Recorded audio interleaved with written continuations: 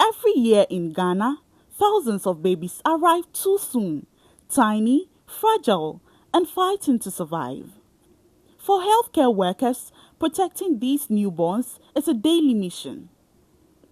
At facilities across the country, doctors and nurses work tirelessly to help premature babies grow, strengthen, and thrive. Pediatric nurse specialist Mr. Moses Boche of Elimas Health says the neonatal intensive care unit is crucial, where the incubator becomes the baby's temporary womb. When a baby comes before the 9 months, they still have immature organs. The lungs are not fully mature, the heart's still maturing, the brain is still maturing.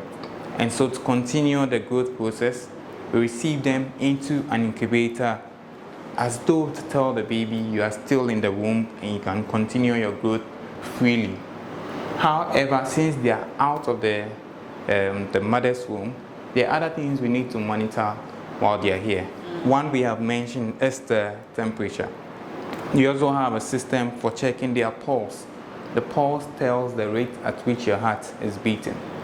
For a baby, the heart should beat between 120 to 160 times in a minute. If a baby has less than 60, we know there is trouble.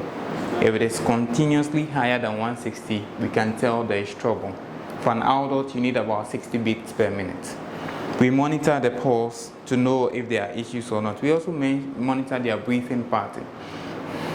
How many times are they breathing in a minute? A baby should breathe about 40 times in a minute. If they are doing way more or way less, we know there's an issue and then we can go in to intervene. He adds that expectant mothers can improve outcomes by taking antenatal care seriously. Out of 10 preterm babies, 1 is likely to die.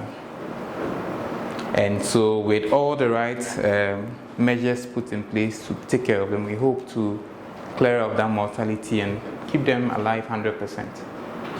There are systems in place. Here at Elimas, we have systems in place to help support every preterm birth.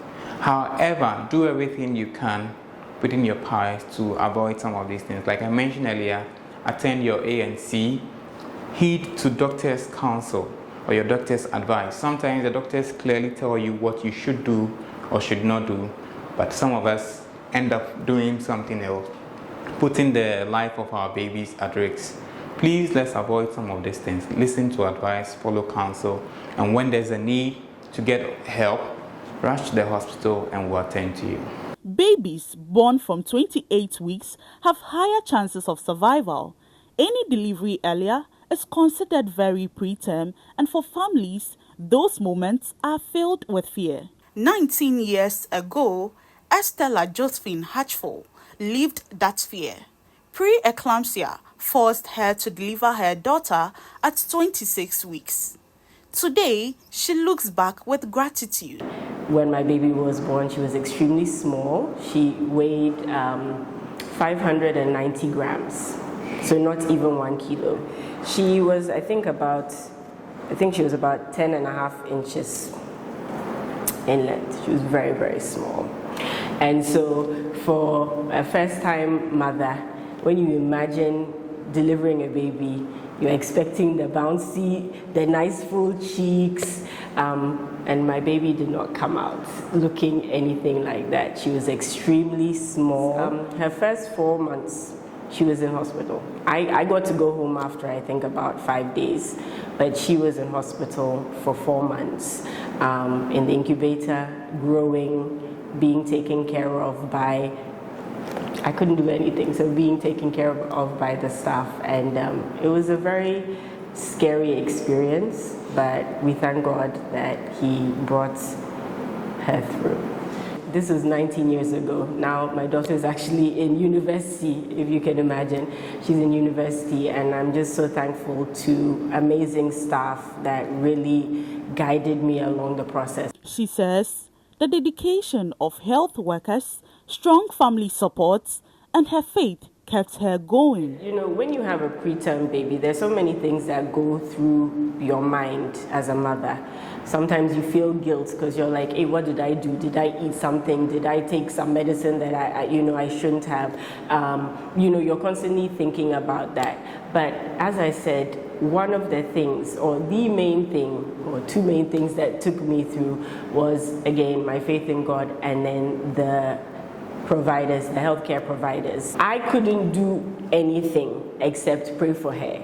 My family couldn't do anything except pray for her and support me. What was most important to her survival was the facility, were the providers. Premature babies face many challenges as their organs are still developing. Their lungs are immature and they struggle to stay warm. Dr. Kwesi Ahenkra Jamra, a medical doctor at Elements Health, says these babies need specialized care. And while the exact cause of preterm birth is unknown, some risk factors can be avoided. A study done in Comfort in 2022 showed that up to about 37.5% of the deliveries they had in their labor ward were premature babies. Like I said, any delivery before 38 completed weeks is a premature delivery. However, it could be an early preterm. Usually the babies delivered between 36 to 38. Most organ maturation has occurred. However, it's still a preterm baby. So they do not run into as much complications as the moderate to the extreme preterm babies. There's no real quote-unquote cause of preterm, but we have risk factors for prematurity. When we say risk factors, it means that by being predisposed to that, it increases the possibility of you having a preterm baby. So some of them are one, partaking in the mother drinking alcohol, taking illicit drugs. It could put you at risk of having a preterm baby. Then the mother having multiple pregnancies, that's if you have twins, triplets, it puts you at risk of having the baby earlier. If there's any infection, usually maternal infections, the commonest is a UTI, that's a urinary tract infection. However, systemic infections can also put you at risk of that. The experts emphasize that preterm birth is not new, and with proper care, survival rates are high. For Dr. Jamra, this work is personal.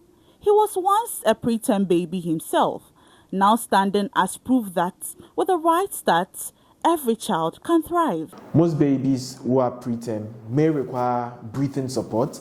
So if baby requires any breathing support, you get baby oxygen, you protect the baby's airway.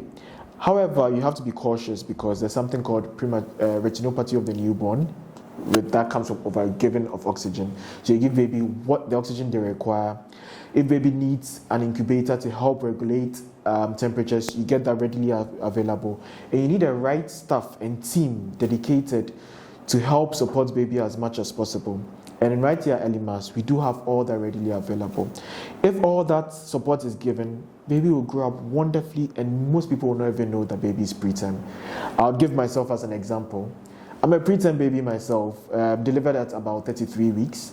I had to be rushed into a NICU. My father said I was turning blue. When you're turning blue, it means that you are lacking oxygen. So I was resuscitated as adequate, and I spent about 2 weeks in the NICU facility.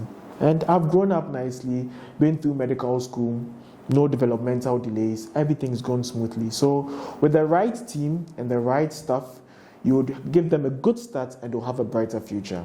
On premature awareness, the message is clear. Give every baby a strong start and the future becomes brighter, stronger, and full of possibilities.